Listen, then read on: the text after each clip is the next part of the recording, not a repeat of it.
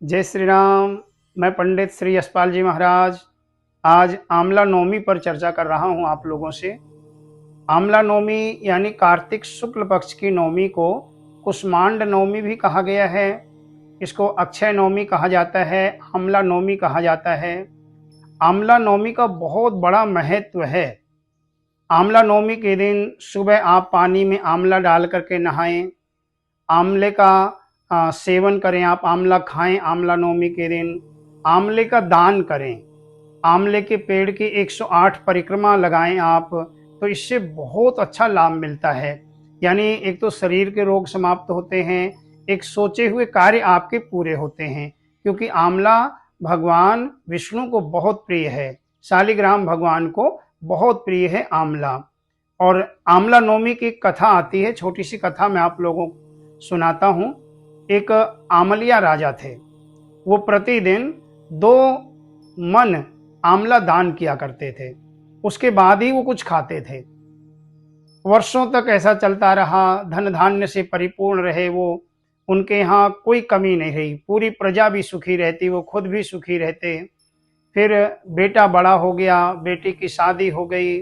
जब बेटे की शादी हो गई तो बेटा अपना दिमाग लगाने लगा।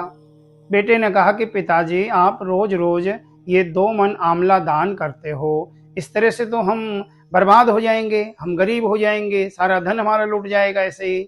तो आमलिया राजा ने कहा कि बेटा मैं ये दान करता आ रहा हूँ और उसका लाभ मुझे ये है कि आज मेरे यहाँ कोई कमी नहीं है, सब कुछ है हमारे यहाँ, तो इसलिए दान देने से कभी धन में कमी नहीं आया करती है।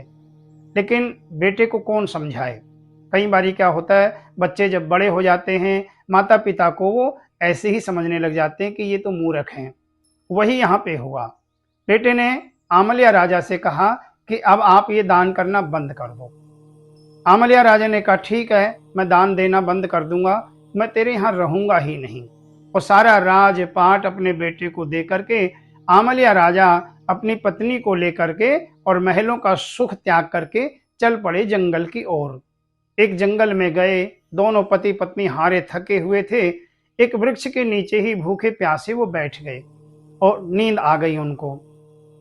सुबह ब्रह्म मुहूर्त में राजा एक स्वप्न देख रहे हैं, और स्वप्न क्या देखा, चारों ओर आमले का बगीचा है, आमले के बगीचे में राजा और रानी दोनों लेटे हुए हैं, और भगवान आकर के कह रहे हैं अरे आंवलिया राजा उठ, उठ करके दान नहीं करेगा, जिस तरह रोज दान करता था वैसे आज भी दान कर, देख यहाँ तेरे यहाँ आमले की कमी थोड़ी है। राजा ये स्वप्न देख रहा है और फिर उसकी नींद खुली। नींद खुलने के बाद में उसने चारों ओर देखा तो आमले का बगीचा है और उसमें खूब आमले लगे हैं, मोटे मोटे आमले लगे हुए हैं। राजा ने रानी को जगाया, कहा कि देख मैं स्वप्न देख रहा हूं या ये हकीकत है, सच्चाई है। रानी ने कहा ये तो सच्चाई है, चारों ओर आमला ही आमला है और देखो कितने आमले लगे हैं, आप उठो और रोज की तरह आमले का दान करो। आमलिया राजा ने 2 मन आमले का दान किया और उसके बाद तो यहीं पे धीरे धीरे वैभव लक्ष्मी के भंडार भरने शुरू हो गए।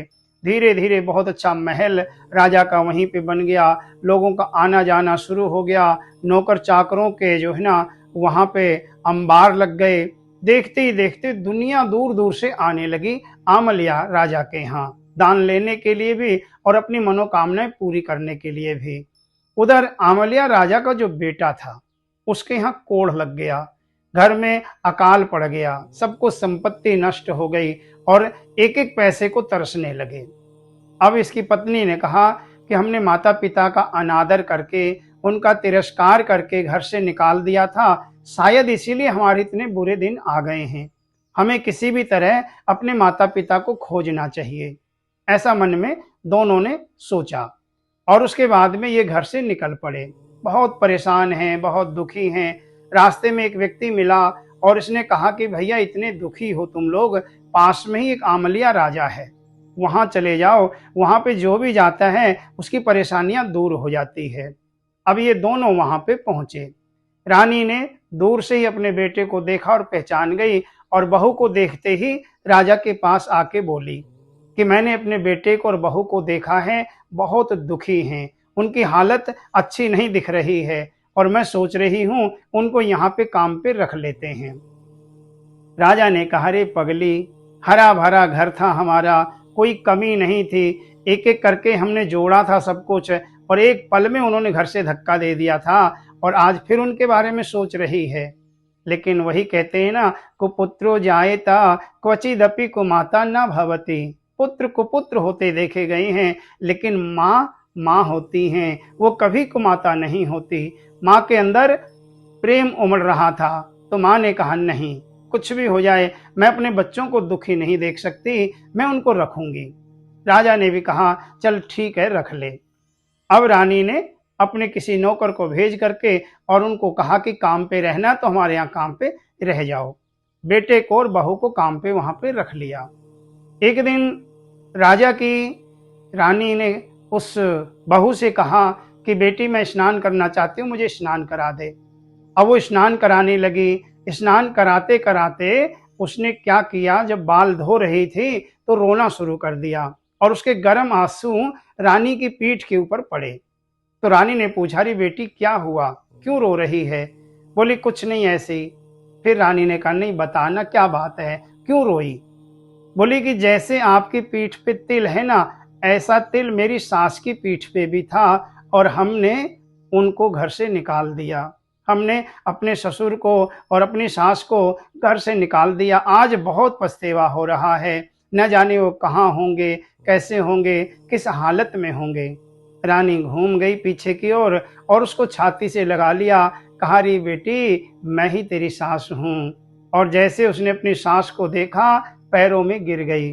तो हे भगवान, हे नारायण, जैसे आपने आमलिया राजा का सत रखा, जैसे आमलिया राजा के ऊपर आपने कृपा की, वैसे ही हर भक्तों के ऊपर कृपा करना, जो आपके ऊपर विश्वास रखते हैं, जो दान पुण्य करते रहते हैं, उनके यहाँ कभी कोई कमी न रहे, उनकी मनोकामना आप सदैव पूरी करें। बोलो लक्ष्मी नारायण भगवान की जय।